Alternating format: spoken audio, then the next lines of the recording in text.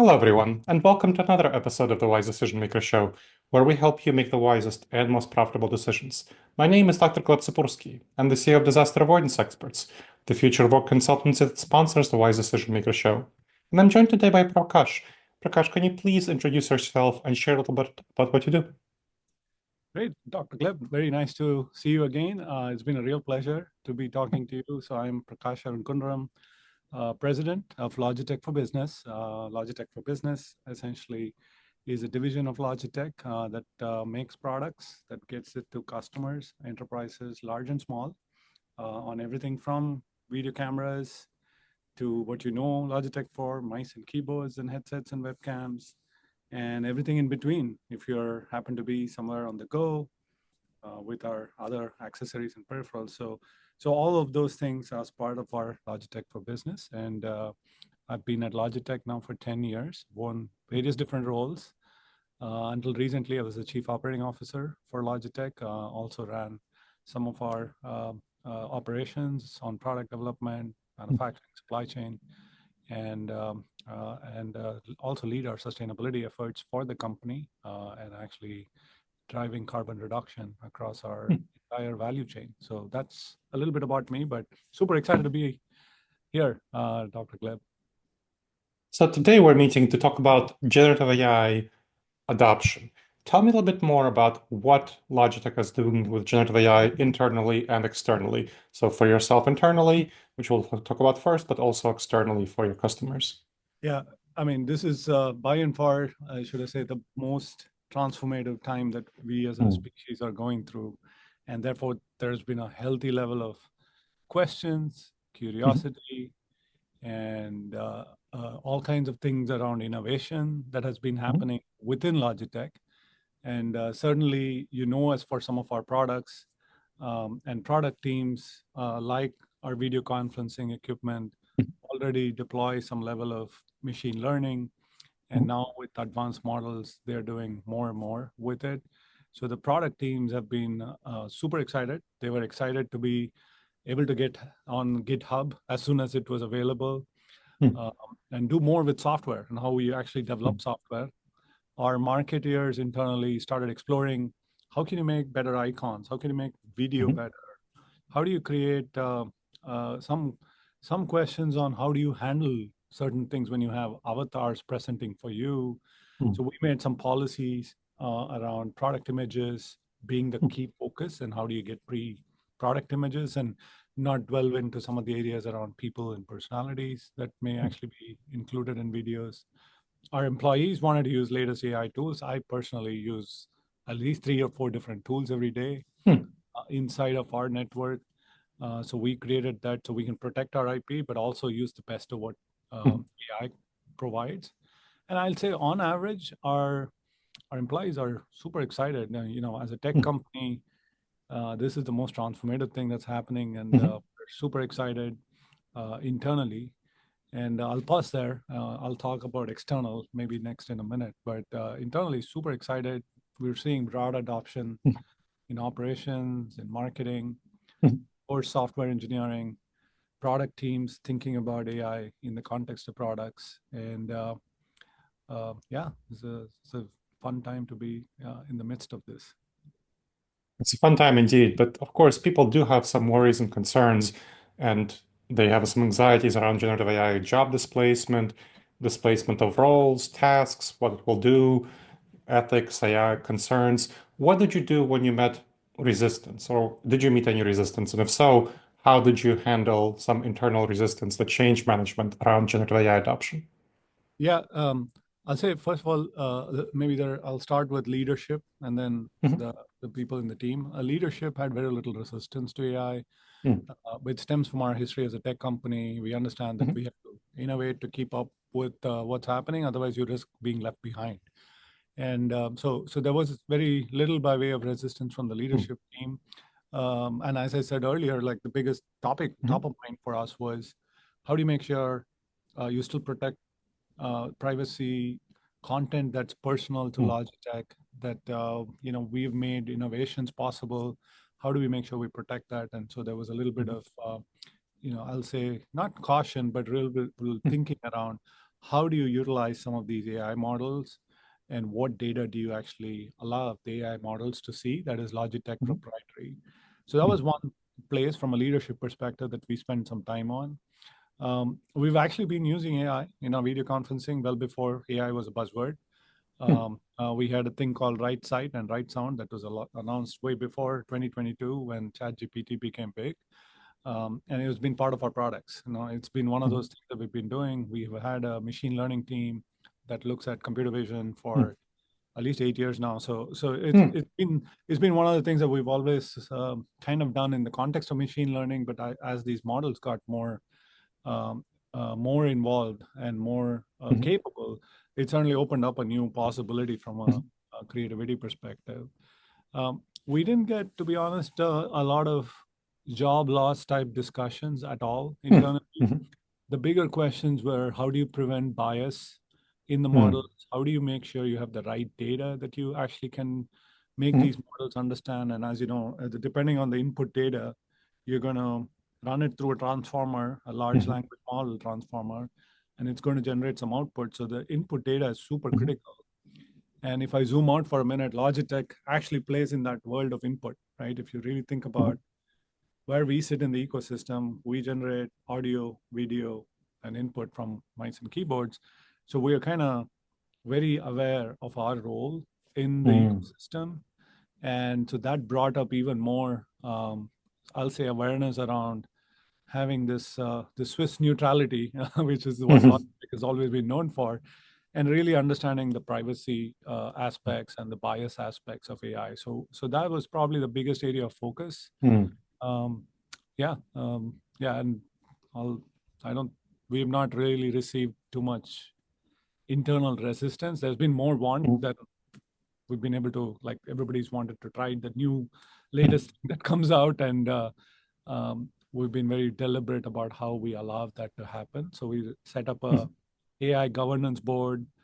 They actually approve certain models from being used internally, and we have policies on responsible AI that we put in place. We also signed up for the European Responsible AI Act voluntarily, just to bring that top of mind in terms of our employees, product teams, as we think about it. So tell me a little bit more about what were people's concerns about fairness, ethics, transparency, data. How did you address them? So you talked about governance, but tell me a little bit more concretely about how you addressed those concerns, maybe with some examples. Yeah, so I'll start with the most basic of basic examples, which is I'm looking at you at a video camera, and the video camera has to recognize who I am, and therefore it represent me in the best of myself. And to do that, you need the models to actually understand things like lighting conditions, but also equally things like tone and color and complexion and things of that sort. And the same thing applies on the audio side. So we spend, I'll say, considerable amount of time making sure that the data models that we actually use to train our right sight and right sound to be based on as wide a set of parameters as possible, as diverse a group of people as you can. Audio, as you can imagine, there's a huge difference in tones, accents, pitches, if you're male, female. So really thinking about it from that perspective, and actually making sure that is top of mind. So that's two things: audio and video, and then actually having access to the data, like who gets access to that, making sure that that is pretty clearly marketed, and the legal team. We have a chief information security officer who is in charge of our privacy and security policy. So she's really top of mind on making sure that this we subject this as an additional gate in our security and privacy processes. So that's kind of how we thought about it. And how did the leadership work on developing a strategy on generative AI that aligns with your business objectives? So you've kind of Yeah. saw the impact of the release of ChatGPT. People are really excited about it. You're thinking we need to also restrain their excitement and make sure that you manage risks and are ethical. What was your broader vision? How did you develop that strategy? Yeah, actually, as a matter of fact, recently in our annual investor day a couple of weeks ago, we actually shared our AI strategy as part of Hmm. our formation. And it goes back to this central Hmm. theme. People want more precision, more Hmm. intent, and more smarts. And if you think about what we do as a company, we make simple, smart, and sustainable products. I mean, that has been Hmm. our core approach. If I had to distill it to three things, that's basically what we do. And the domains where we apply them is audio, video, and input. So Hmm. if you really think about us in the ecosystem, Logitech in the ecosystem, it's our job to make sure that the data that you get to these cloud models, we are on a call, video call, and the cloud model that's actually running this is getting data from us, is taking out noise, it's doing all of these things, but it needs that last millimeter fidelity of audio, video, and input data. Hmm. So we really defined that as our core sort of place in Hmm. the ecosystem. Um, we're not going to become, I'll say, a company that is that's only doing language models for a Hmm. living. Like, that is not Logitech. Logitech makes products that customers use for work and play. Hmm. Our mission statement is to extend human potential in work and play, which means to make the human even more capable. Hmm. And that's the second side of this AI topic that we really saw, which is how do you make us more relevant in the Hmm. context of the human? So that's so the making the human more important, Hmm. making audio, video, and inputs more important is really where we went back and re-emphasized some Hmm. of our core values. Now, of course, these are all important issues that people are concerned about. So turning to your external stakeholders, how did you address any concerns that people might feel around how's my data used, how's my video used, how's my audio used, how are my keystrokes used? How did you address concerns around that with the growing data that's being sucked in by generative AI? Yeah. So this is like the most important thing, which is the trust and credibility with customers, Hmm. especially in using AI-driven features and functions. And so I'll start with a few, right? I just mentioned AI principles. We signed up for the Responsible AI Act, which was one of the things that the European Union put in place. Hmm. Uh, that's to hold us be transparent about what we're going to Hmm. do and also be accountable, right? Like, that's the first one. Hmm. The second one, as it relates to things like private data, even before AI was a thing, I think we were, as a company, really mindful about what private information do we actually store on users' behalf. And I'll say that is almost like a separate thing. If you had AI on one end, you had privacy on the other end, Hmm. kind of like yin and yang of the world. So, you need more data to make the models better, Yeah. but you need data to be more private. So Hmm. we don't store any personal information as a Hmm. policy, and this is one of the reasons it was super easy for us to sign up for the Hmm. Responsible AI Act. We didn't have to think too much about it. So that's the first one, right? Responsible AI Act. The second one is, I think, working with the ecosystem partners, so Microsoft, Zoom, Google, Hmm. a lot of the big tech players that we connect to, really making sure that we are connecting with them with the view of what makes our part of the ecosystem like clear, like what do Hmm. they do, what do we do, how Hmm. are they protecting this information, and what role do we play. So that's the second one. So as Hmm. enterprise customers really think of, if you are using a mail server from one of the Hmm. Microsoft or Google or someone else, and you have calendar information. So these Hmm. reside with the cloud providers. We don't have access to it, but we are Hmm. making sure that the devices can provide that additional functionality Hmm. in service of Microsoft, Zoom, Google, etc. So that's the second part. Hmm. Um, yeah, yeah, Now, this is something you hinted at earlier, but I want to dive deeper into a little about biases and ethical concerns, specifically around video, where people, of course, there's a lot of concerns with generative AI not having the same level of recognition for people who are not white and for people who are minorities and having some difficulties, maybe so with audio around accents that are not mainstream white American accents. And so, how are you thinking about these bias issues in relation to your role in the ecosystem? How are you thinking about that, and what are you doing to address that? Yeah, I mean, this is a huge, as a company, I'll say, we've really focused on sustainable practices for Mhm, a really long time. We know that we exist in the context of an ecosystem, and mhm, we exist in the context, even if you think about it from a sustainability perspective, in the context of suppliers and customers and partners. mhm, So the first thing I'll say that has been top of mind for us is to clarify our own position, right? mhm, Where are we? What is important for us? What does bias look like? And what do we stand for? And that's best shown in the kind of people we bring. You'll see us talk about like the kind of environment and equality rules that we have as mhm, a core value. If you read our sustainability impact report, that probably comes through, which is that mhm, we really want to make sure that we are paying attention to that. So it starts from that mhm, place, which is sustainable mhm, practices. Um, if you have sustainable practices, you get to start to talk about fairness and equity, mhm, right? So mhm, that's the first framing of this question.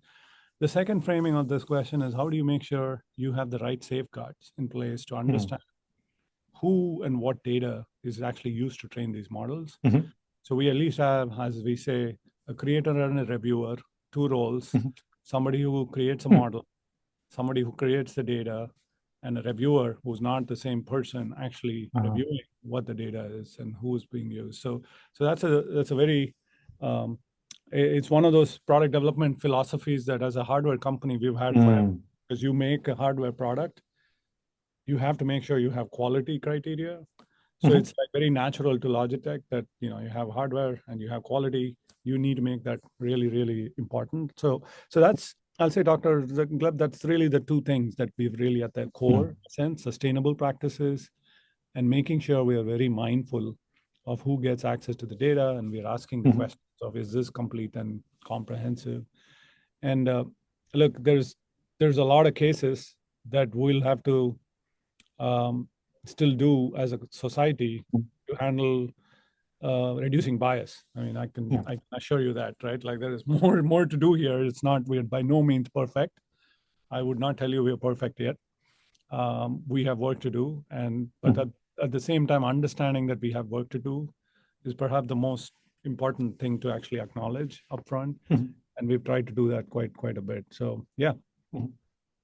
Excellent. Is there anything else that I haven't asked you that you would like to share about what Logitech is doing around generative AI as we finish up?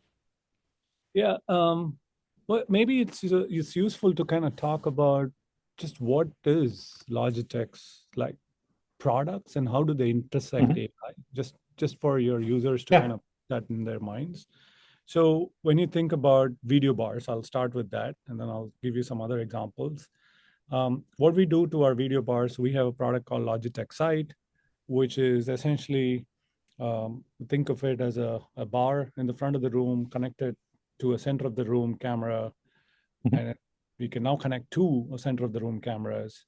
So there are six cameras and six plus microphones, actually 12 microphones, listening and viewing and bringing, as I call it, a little bit of Silicon Valley in terms of who should you frame, when should you frame, how do you do mm, mhm, machine mhm, learning, and a little bit of Hollywood on if I'm looking, I'm a movie director, I frame you and then I release mhm, the frame. I go and frame this other person. And we really built this with the idea that we want equitable meetings so that the remote mm, participant feels like they are already there mhm, in the meeting room, even though they may be miles away. So that's one example of where AI at the edge meets cloud mhm. and in a conference room and really being able to deliver this. I'm happy to report we got the Times Invention of the Year award last year. So that's really cool. Congratulations. That's Yeah, no, awesome. thank you. That was really good. So that's one example. The second one, which is a very practical one as well, is we have a two-way AI headset. So what that means is our headset has algorithms in it that Mhm, will not only cancel noise on my side, but it'll also cancel noise on your side by mhm, actually filtering out only the stream, the wavelength of mhm, sound that actually emanates from human voices. So it'll cut out all other sounds that is not yours. And mhm, so that's another example of an edge-based AI technology that's I'll say as harmless can be, because we are really not recognizing you, but recognizing frequency ranges of people's voices, and then being able to apply smarts at the edge to be able to compute and do different things. And the last example I'll give you is mice and keyboards. We have the ability in mice and keyboards now to really allow you to quickly launch your favorite AI tool in context. You can paraphrase your documents you're working on, really quickly do that.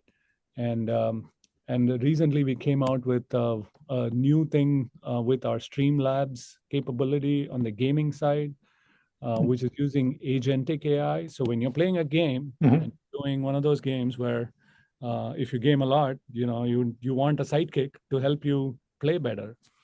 So we have an agent now that will be your sidekick that will tell you, Yeah. hey, somebody's coming from that right side. You may want to turn to the right and look at it.